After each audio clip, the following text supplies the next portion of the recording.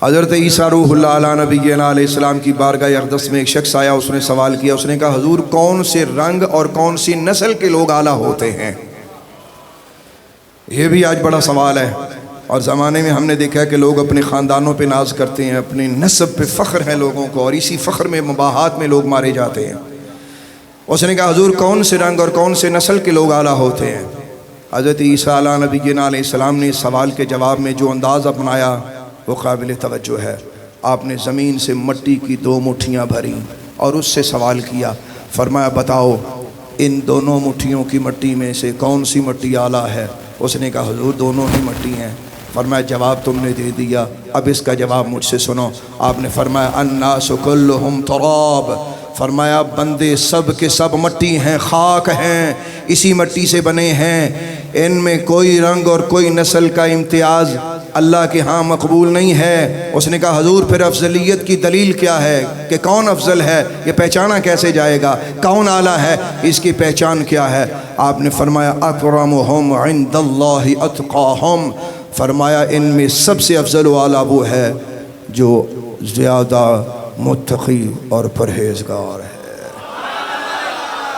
جو زیادہ تقوی و طہارت والا ہے۔ اب ذرا غور کیجئے گا، اس سے آگے بڑھیں، اسی پہلے نقطے پہ بات کر رہا ہوں۔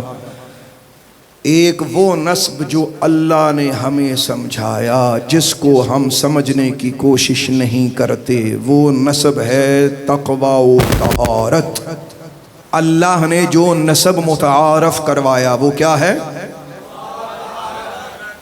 خدا نے بندیاں دے خانداناں نو ترجیح نہیں دیتی۔ اللہ نے کس چیز کو ترجیح دی ہے وہ آپ نے سن لیا، ذرا اس سے آگے سنیے گا۔ ہم نے کس چیز کو متعارف کروایا؟ ہم نے اپنے خاندان کو۔ مثلا ہمیں کو پوچھتا، ہم کہتے ہیں جی فلاں صاحب ہوں میں، میرا فلاں برادری سے تعلق ہے، تو لوگ اپنی برادریوں کا وزن ڈالتے ہیں، ہم فلاں برادری سے ہیں فلاں۔ اس کا نقصان سنیے گا، حدیث طیبہ میں آتا ہے سرکار دو عالم نور مجسم خاتم النبیین صلی اللہ تعالی علیہ وآلہ وسلم نے کیا ارشاد فرمایا؟ میرے آقا فرماتے ہیں قیامت کا دن ہوگا، اللہ تعالیٰ تمام مخلوق کو فرمائے گا کہ سب خاموش ہو جاؤ۔ وہ وقت کیسا ہوگا جب اللہ فرمائے گا سارے چپ کر جاؤ۔ اس وقت دہشت کا، اس وقت ہیبت کا، اس وقت روب کا، اس وقت دبدبے کا عالم کیا ہوگا جب اللہ فرمائے گا سب چپ کر جاؤ، پوری کائنات پہ سناٹا چھا جائے گا۔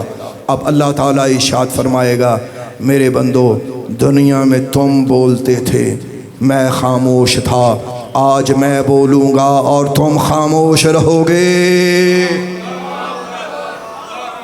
آج میں بولوں گا اور تم خاموش رہو گے۔ اب اللہ تعالیٰ کلام فرمائے گا، سنو وہ کیا قیامت کے دن کلام ہوگا۔ مالک الملک رب ذوالمنن ارشاد فرمائے گا میرے بندو ہم نے تم سے اپنا نسب متعارف کروایا۔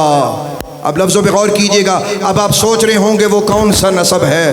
وہ تقوی و طہارت ہے، وہ نیکی اور پرہیزگاری ہے، وہ اچھائی کا حکم ہے، برائی سے منع کرنا ہے، یعنی کہ تقوی و طہارت۔ اللہ تعالیٰ فرمائے گا میرے بندو میں نے دنیا میں تم سے اپنا نسب متعارف کروایا، لیکن تم نے کیا کیا؟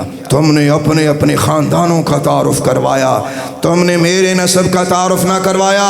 تو پھر سن لو، آج تمہارے نسبوں کو میں کاٹ رہا ہوں، آج صرف میرے نسب کی عزت اور رفعت بلند ہوگی۔ اور دیکھو دیکھو وہ پرہیزگار کون کون سا مقام پا گئے۔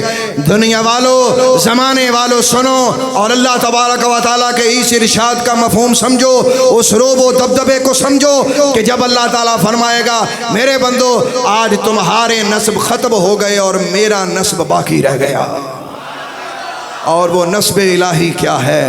وہ ہے تقوی و طہارت۔ اسی لیے قرآن فرماتا ہے ان اکرمکم عند اللہ اتقاکم، فرمایا تم میں سے عند اللہ مقبول شخص وہ ہے، اللہ کی بارگاہ میں باعزت وہ ہے جو زیادہ تقوی و طہارت والا ہے۔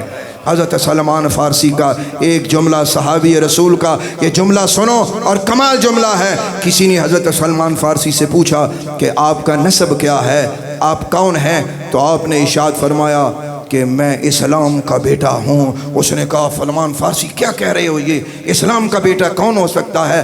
فرمایا ہاں جس زمانے میں قیس اور تمیم جیسے خاندان ان کے لوگ اپنے نسبوں پہ فخر کریں تو سلمان فارسی کا حق ہے کہ وہ اسلام پہ فخر کرے۔ فرمایا ان کو ناز ہے کہ وہ فلاں خاندان کے بیٹے ہیں، اور مجھے فخر ہے کہ میں اسلام کا فرزند ہوں، میں فرزند اسلام ہوں، میں فرزند اسلام۔